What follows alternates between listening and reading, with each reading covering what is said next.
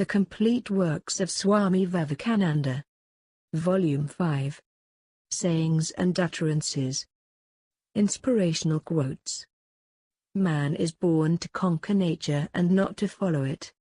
When you think you are a body, you are apart from the universe. When you think you are a soul, you are a spark from the great eternal fire.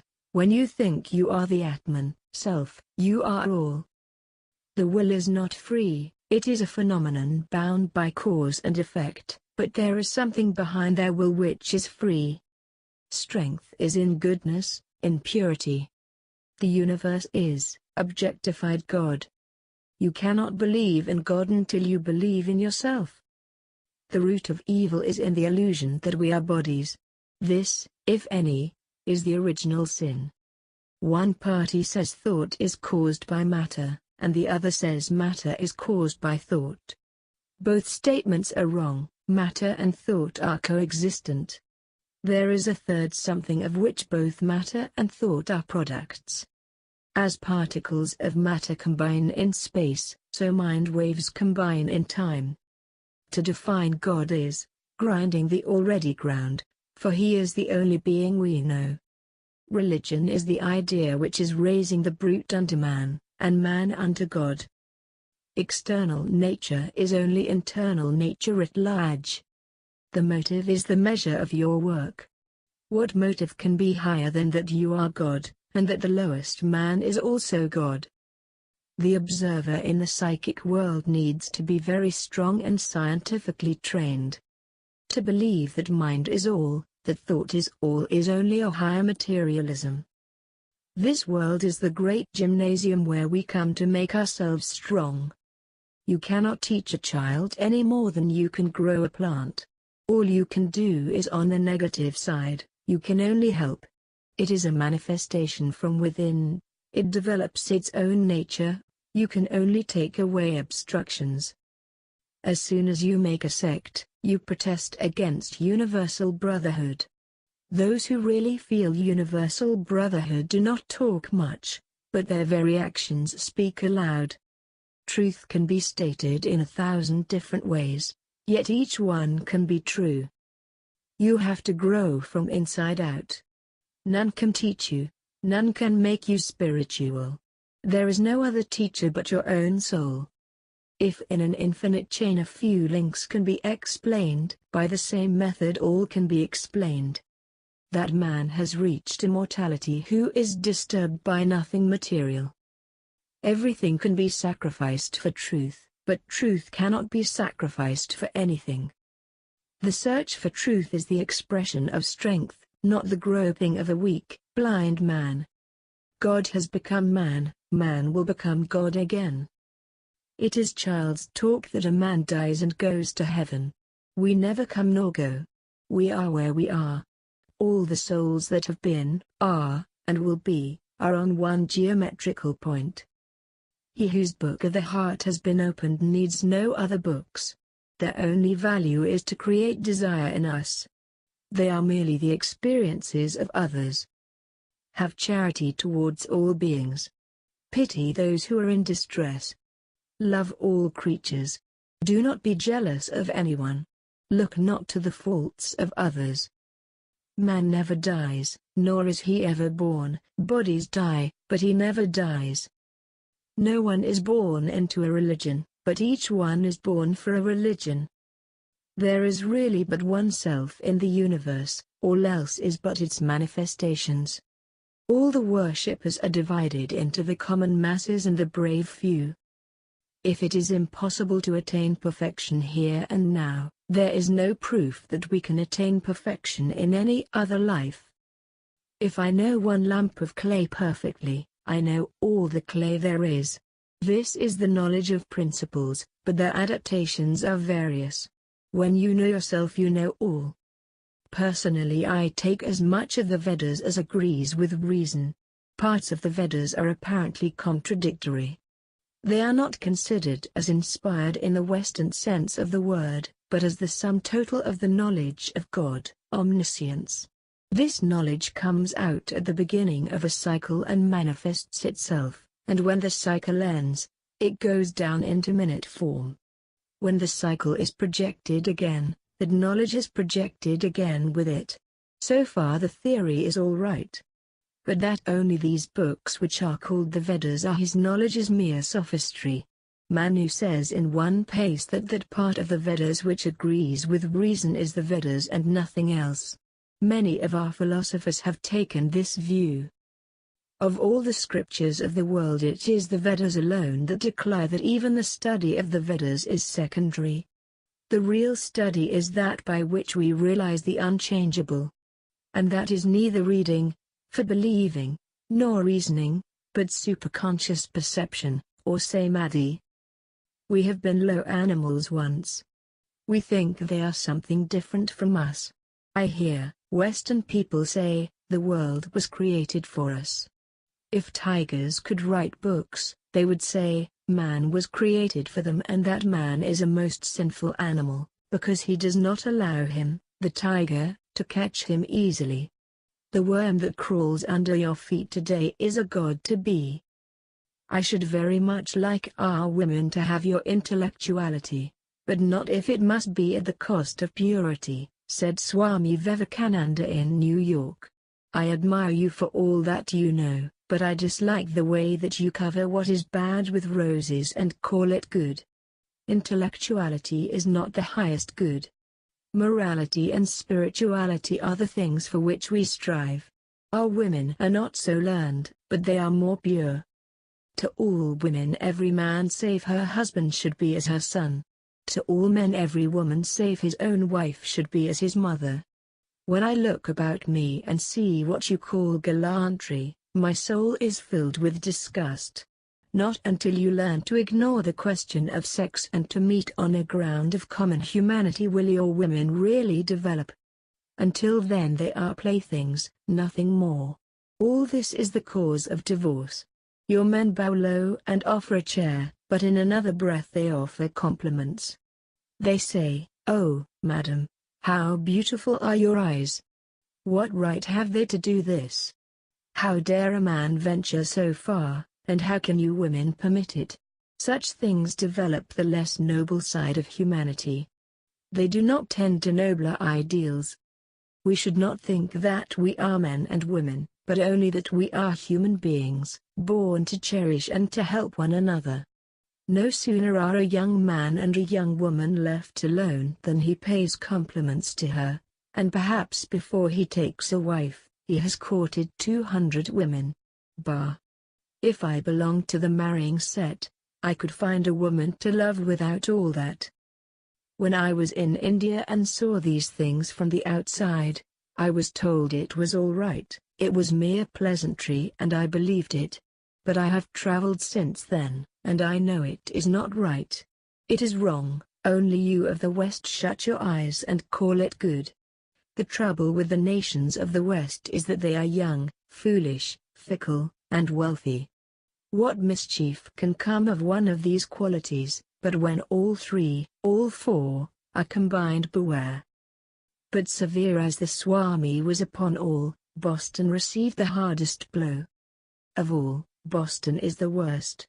There the women are all faddists, all fickle, merely bent on following something new and strange. Where is the spirituality one would expect in a country, he said in America, that is so boastful of its civilization? Here and hereafter are words to frighten children. It is all here. To live and move in God even here, even in this body, all self should go out, all superstition should be banished. Such persons live in India. Where are such in this country, America? Your preachers speak against dreamers. The people of this country would be better off if there were more dreamers. There is a good deal of difference between dreaming and the brag of the 19th century. The whole world is full of God and not of sin. Let us help one another, let us love one another. Let me die a true sannyasin as my master did, heedless of money, of women, and of fame. And of these the most insidious is the love of fame. I have never spoken of revenge, I have always spoken of strength. Do we dream of revenging ourselves on this drop of sea spray? but it is a great thing to a mosquito. "This is a great land," said Swamiji on one occasion in America, "but I could not like to live here. Americans think too much of money. They give it preference over anything else. Your people have much to learn. When your nation is as old as ours, you will be wiser. It may be that I shall find it good to get outside of my body, to cast it off like a disused garment. But I shall not cease to work. I shall inspire men everywhere, until the world shall know that it is one with God.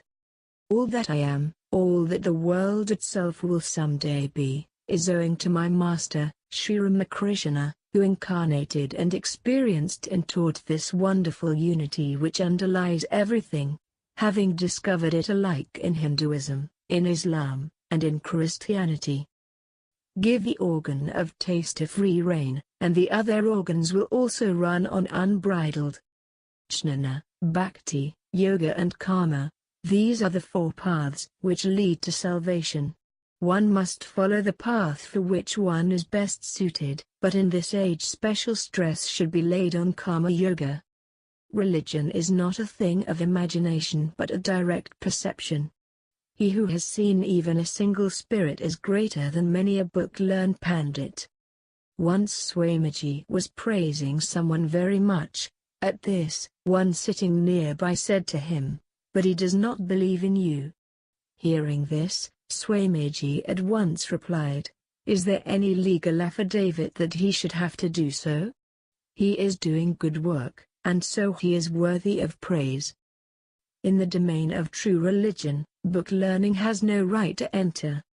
The downfall of a religious sect begins from the day that the worship of the rich enters into it. If you want to do anything evil, do it before the eyes of your superiors. By the grace of the Guru, a disciple becomes a pandit, scholar, even without reading books. There is no sin nor virtue, there is only ignorance. By realization of non-duality this ignorance is dispelled. Religious movements come in groups. Each one of them tries to rear itself above the rest, but as a rule only one of them really grows in strength, and this, in the long run, swallows up all the contemporary movements. When Swamiji was at Ramad, he said in the course of a conversation that Sri Rama was the Paramatman and that Sita was the Jivatman, and each man's or woman's body was the Lanka, Ceylon. The Jivatman which was enclosed in the body, or captured in the island of Lanka, always desired to be in affinity with the Paramatman, or Sri Rama. But the Rakshasas would not allow it, and Rakshasas represented certain traits of character. For instance, Vibhishana represented Sattvaguna, Ravana, Rajas, and Kumbhakana, Tamas. Sattvaguna means goodness, Rajas means lust and passions, and Tamas darkness, stupor, avarice, malice, and its concomitants. These gunas keep back Sita, or Jivatman, which is in the body, or Lanka, from joining Paramatman, or Rama. Sita, thus imprisoned and trying to unite with her lord, receives a visit from Hanuman, the Guru or divine teacher, who shows her the Lord's ring, which is Brahmajnana, the supreme wisdom that destroys all illusions, and thus Sita finds the way to be at one with Sri Rama, or, in other words, the Jivatman finds itself one with the Paramatman. A true Christian is a true Hindu, and a true Hindu is a true Christian. All healthy social changes are the manifestations of the spiritual forces working within, and if these are strong and well adjusted, society will arrange itself accordingly. Each individual has to work out his own salvation, there is no other way, and so also with nations. Again, the great institutions of every nation are the conditions of its very existence and cannot be transformed by the mold of any other race. Until higher institutions have been evolved, any attempt to break the old ones will be disastrous. Growth is always gradual. It is very easy to point out the defects of institutions, all being more or less imperfect, But he is the real benefactor of humanity who helps the individual to overcome his imperfections under whatever institutions he may live. The individuals being raised, the nation and its institutions are bound to rise. Bad customs and laws are ignored by the virtuous, and unwritten but mightier laws of love, sympathy, and integrity take their place.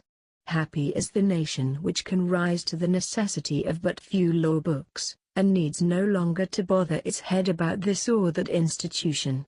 Good men rise beyond all laws, and will help their fellows to rise under whatever conditions they live.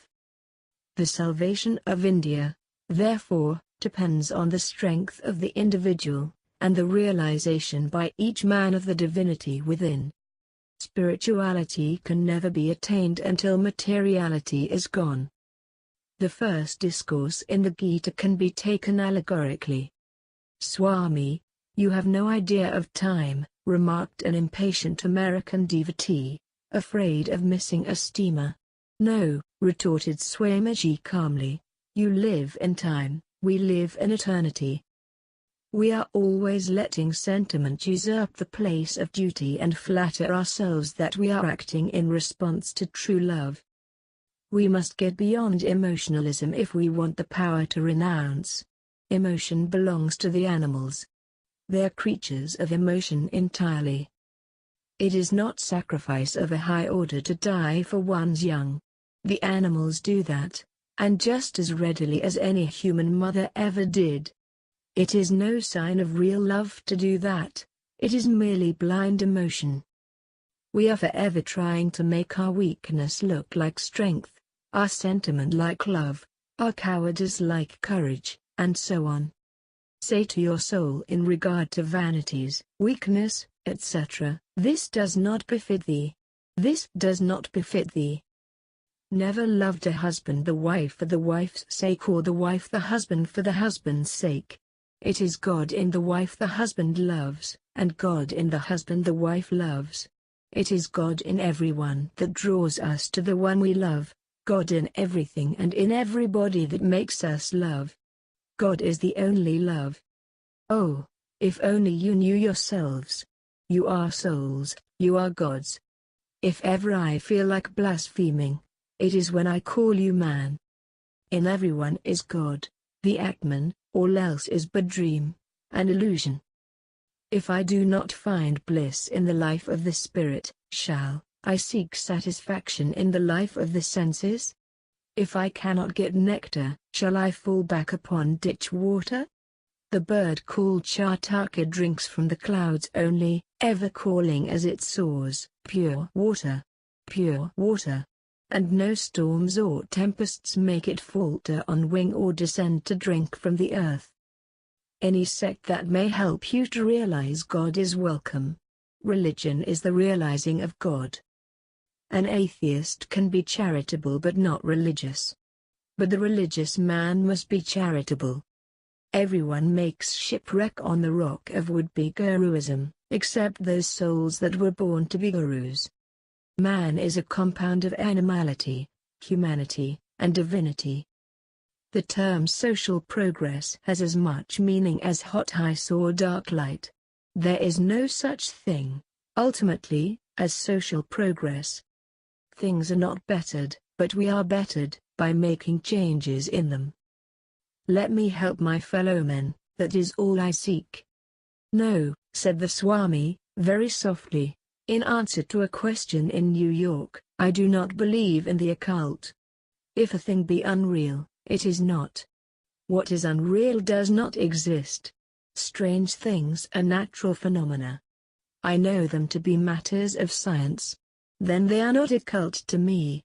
I do not believe in occult societies.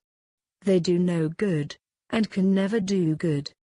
There are 4 general types of men: the rational, the emotional, the mystical, and the worker. For each of these we must provide suitable forms of worship. There comes the rational man, who says, I care not for this form of worship. Give me the philosophical, the rational, that I can appreciate. So for the rational man is the rational philosophic worship. There comes the worker. He says, I care not for the worship of the philosopher. Give me work to do for my fellow men. So for him is provided work as the path of worship. As for the mystical and the emotional, we have their respective modes of devotion. All these men have, in religion, the elements of their faith. I stand for truth. Truth will never ally itself with falsehood. Even if all the world should be against me, truth must prevail in the end. Wherever you see the most humanitarian ideas fall into the hands of the multitude, the first result you notice is degradation. It is learning and intellect that help to keep things safe.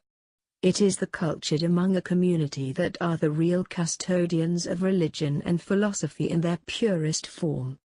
It is that form which serves as the index for the intellectual and social condition of a community. I do not come, said Swamiji on one occasion in America, to convert you to a new belief. I want you to keep your own belief. I want to make the Methodist a better Methodist, the Presbyterian a better Presbyterian, the Unitarian a better Unitarian. I want to teach you to live the truth, to reveal the light within your own soul. Happiness presents itself before man, wearing the crown of sorrow on its head. He who welcomes it must also welcome sorrow. He is free, he is great, who turns his back upon the world, who has renounced everything, who has controlled his passion, and who thirsts for peace. One may gain political and social independence, but if one is a slave to his passions and desires, one cannot feel the pure joy of real freedom.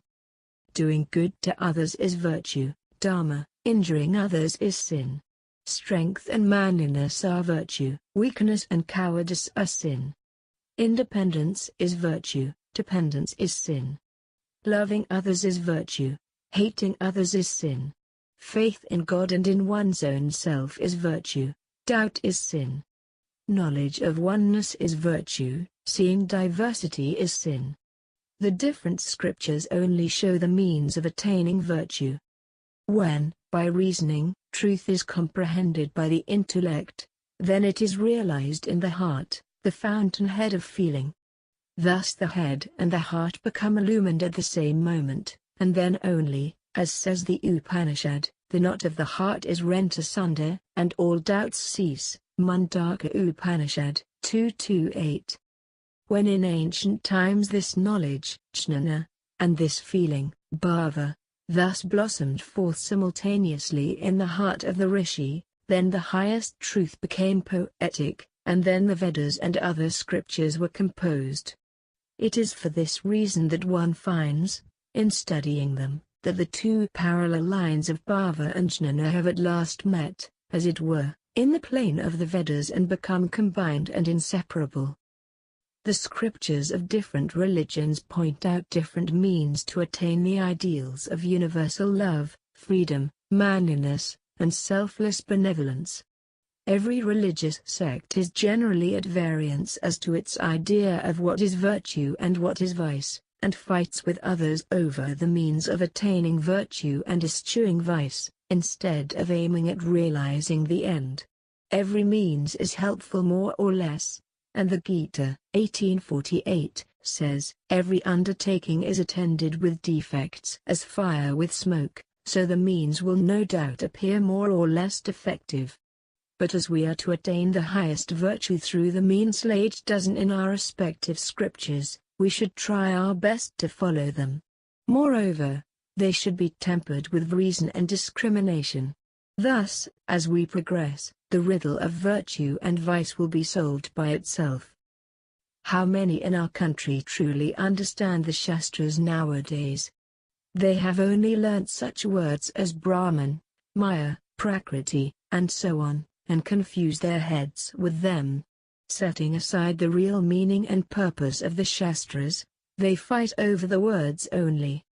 If the Shastras cannot help all men in all conditions at all times, of what use, then, are such Shastras? If the Shastras show the way to the sannyasins only and not to the householders, then what need has a householder for such one-sided Shastras? If the Shastras can only help men when they give up all work and retire into the forests, and cannot show the way of lighting the lamp of hope in the hearts of men of the workaday world, in the midst of their daily toil, disease, misery, and poverty, in the despondency of the penitent, in the self-reproach of the downtrodden, in the terror of the battlefield, in lust, anger and pleasure, in the joy of victory, in the darkness of defeat, and finally, in the dreaded night of death, then weak humanity has no need of such Shastras, and such Shastras will be no Shastras at all. Through bhoga, enjoyment, yoga will come in time. But alas, such is the lot of my countrymen that, not to speak of possessing yoga, they cannot even have a little bhoga. Suffering all sorts of indignities, they can with the utmost difficulty only meet the barest needs of the body, and even that everyone cannot do. It is strange that such a state of affairs does not disturb our sleep and rouse us to our immediate duties. Agitate ever so much for your rights and privileges, but remember that so long as we do not truly elevate ourselves by rousing intensely the feeling of self-respect in the nation, so long our hope of gaining rights and privileges is like the daydream of Al-Naska. When a genius of a man with some special great power is born, all the best and the most creative faculties of his whole heredity are drawn towards the making up of his personality and squeezed dry, as it were.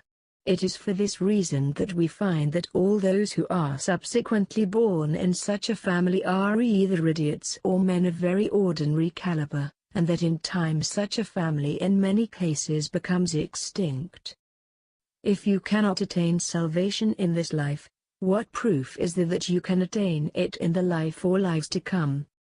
While visiting the Tajatagro he remarked, if you squeeze a bit of this marble, it will drip drops of royal love and its sorrow. Further he observed, it takes really 6 months to study a square inch of its interior works of beauty. When the real history of India will be unearthed, it will be proved that, as in matters of religion, so in fine arts, India is the primal guru of the whole world.